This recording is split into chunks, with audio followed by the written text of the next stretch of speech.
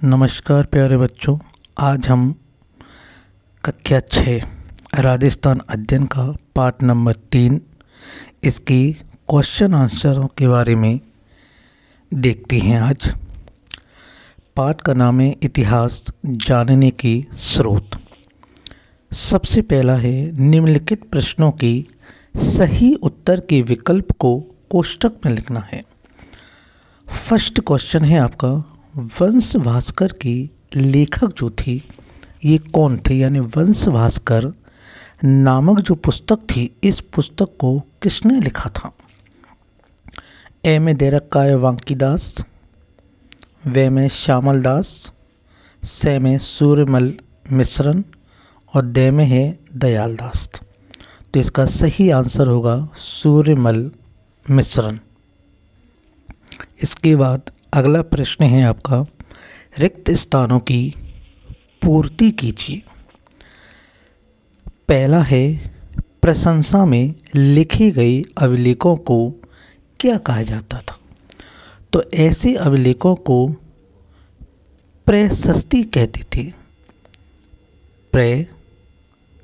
प्रशस्ति।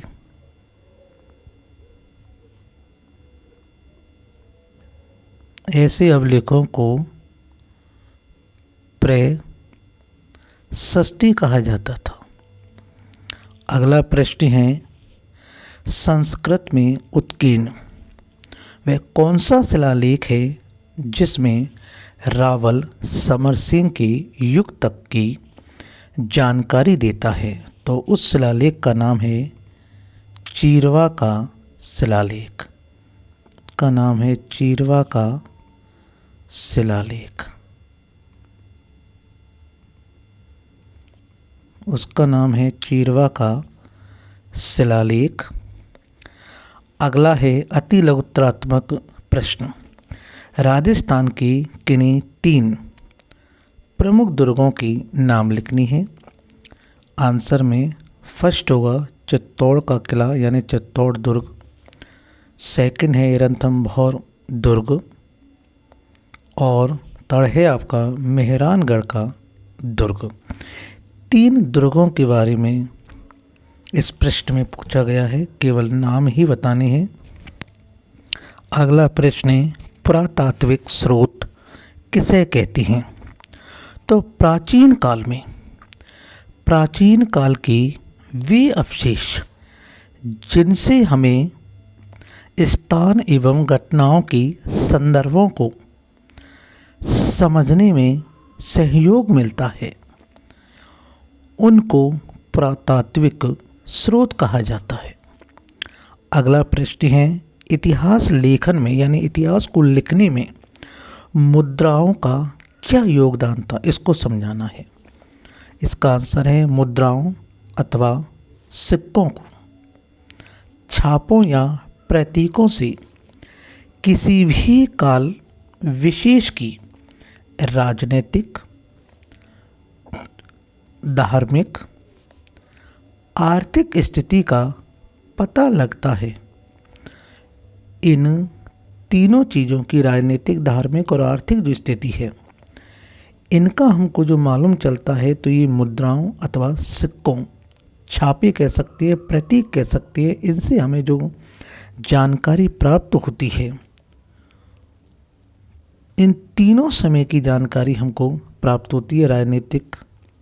राजनीति के बारे में, धर्म के बारे में और आर्थिक यानी इनकम के बारे में कि उनकी आय के स्रोत कौन कौन से थे।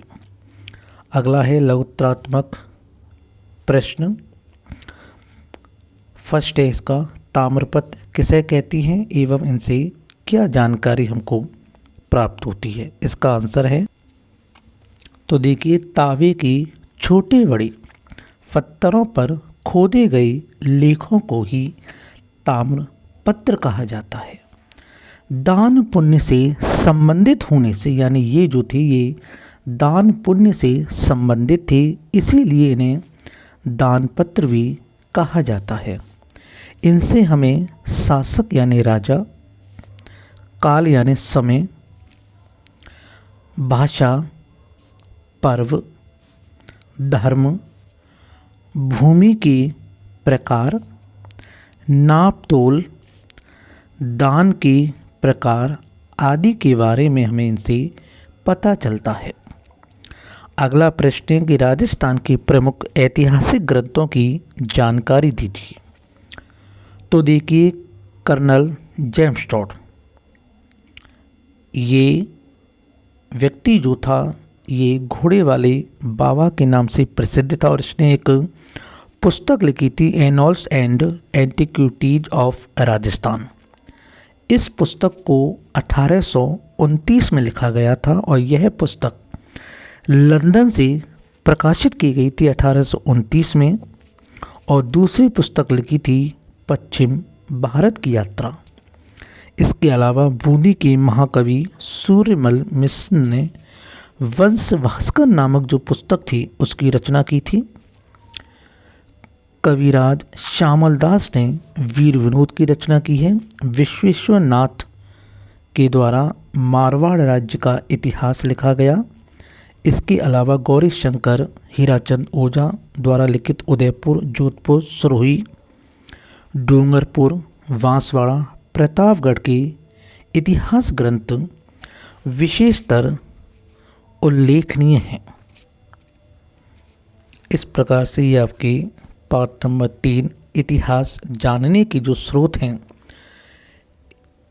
इसकी क्वेश्चन आंसर कंप्लीट होते हैं। अगर ये वीडियो आपको पसंद आए तो प्लीज़ लाइक और शेयर ज़रूर करें।